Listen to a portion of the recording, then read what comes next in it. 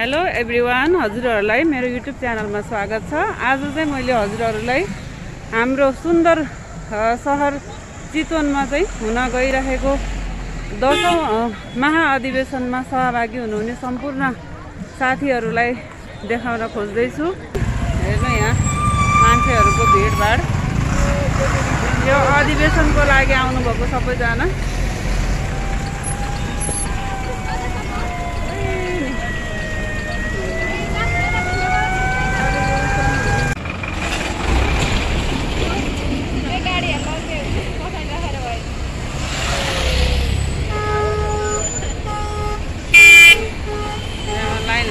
के अरे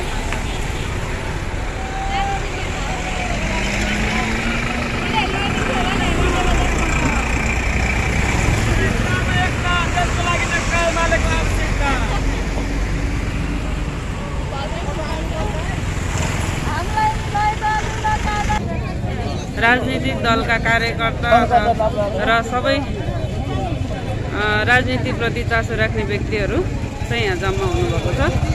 टाढा टाढाबाट यसरी बसहरूमा पनि आउँदै हुनुहुन्छ। यो चाहिँ अहिले चाहिँ हामी यहाँ आँपटारी चोकमा छौँ। यो चितवनको आँपटारी चोकमा चाहिँ यस्तो छ, हेर्नु होला। आज चाहिँ ठुलै मेला लागेको जस्तो फिल भइरहेको छ।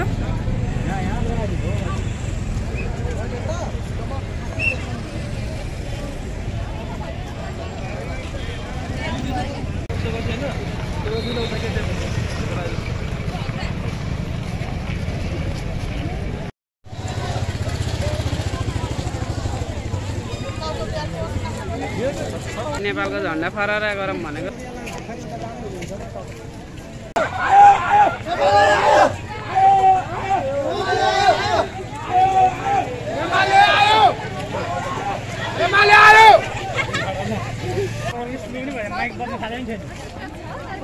ल हेर्नु महाअधिवेशनको भिडभाड रमाइलो।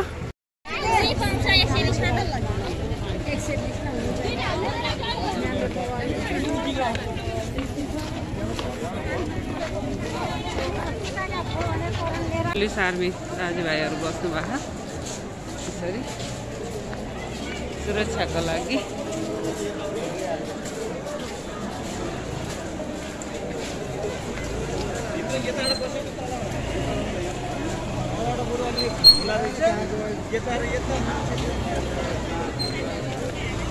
ए कता हो हाम्रो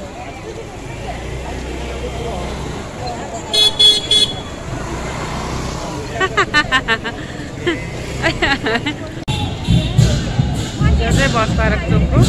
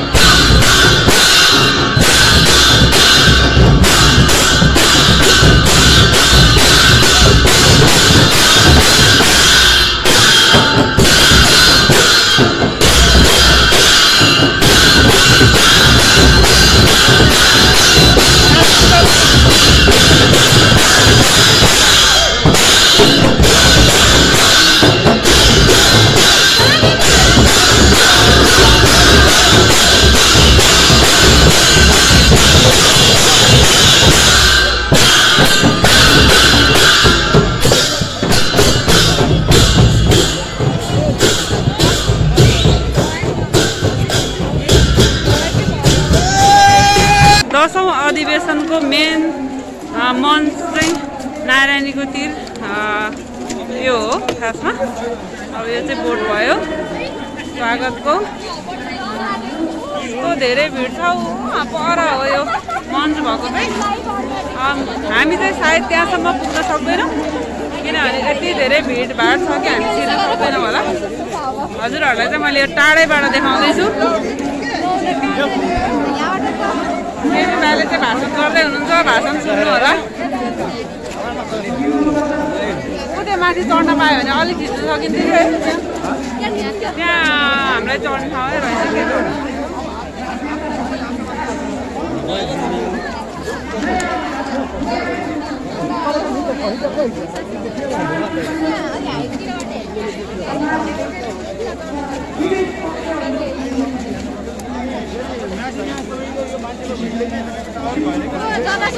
लाइभ केपी काका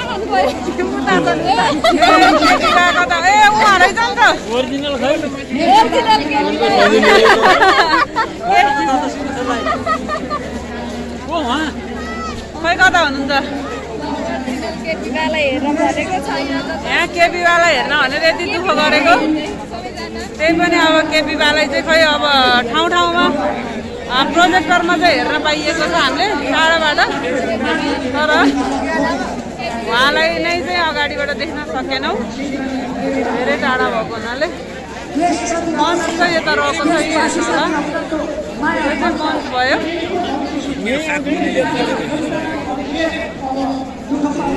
यति धेरै भिड छ कि हामी चाहिँ अगाडि योभन्दा अगाडि जान सक्दैनौँ। अब हजुरहरूलाई मैले यति नै देखाउन सकेँ। एकदमै धेरै रमाइलो छ यहाँ चाहिँ।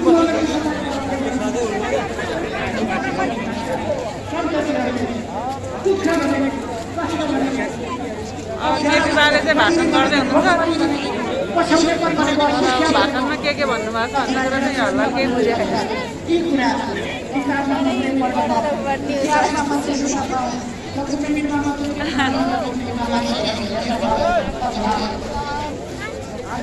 मीडियाबाट भोलि शुभकामना होइन, व्यक्ति नै प्रतिनिधित्व गरेर, पार्टीको प्रतिनिधित्व गरेर, पिपिपीको प्रतिनिधित्व गरेर भोलि बिहान प्रतिनिधि नै आइपुग्दै हुनुहुन्छ। हामीलाई शुभकामना र हामी हाम्रा विदेशी पाहुनाहरूलाई आज यहाँ समय मिलेन, त्यसकारण भोलि बन्द सत्रमा उहाँहरूलाई बोल्ने समय उपलब्ध गराउनेछु। म उहाँहरू आउनुभएकोमा जसले शुभकामना सन्देशहरू पठाउनु भएको छ उहाँहरूलाई धेरै धेरै धन्यवाद भन्न चाहन्छु। र विभिन्न क्षेत्रबाट हामीले जुन सहयोग पाएका छौँ, जुन सहयोग हामीलाई उपलब्ध गराउनु भएको छ, सामाजिक जीवनका विभिन्न क्षेत्रहरूबाट सबैप्रति म पार्टीको तर्फबाट आभार व्यक्त गर्न चाहन्छु।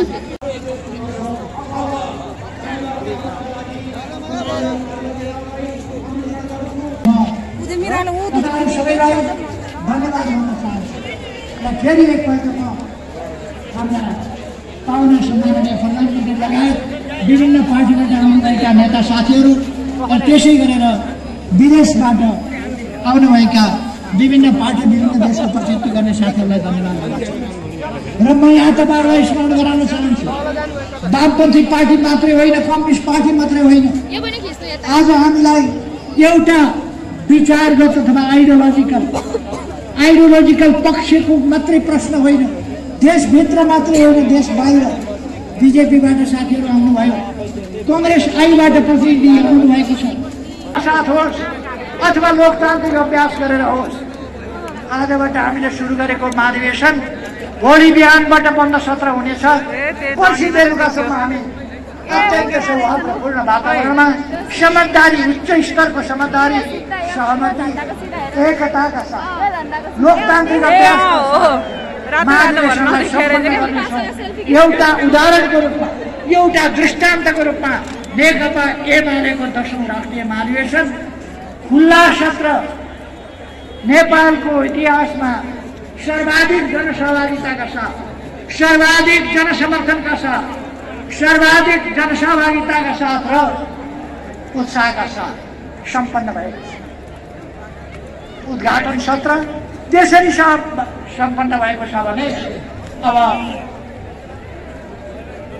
त्यसै गरेर बन्द सत्र अत्यन्त उत्साहका साथ एकताबद्ध ढङ्गले र अर्को 5 वर्षका लागि नेकपा एमालेलाई मात्रै होइन, देशलाई नै दिशा निर्देश गर्ने, देशलाई नै बाटो देखाउने, देशलाई नै हाँक्ने एकताबद्ध नेतृत्व निर्माण गरेर महाधिवेशनको हलबाट बाहिर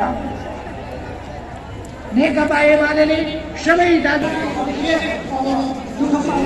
यति धेरै भिड छ कि हामी चाहिँ अगाडि योभन्दा अगाडि जान सक्दैनौँ।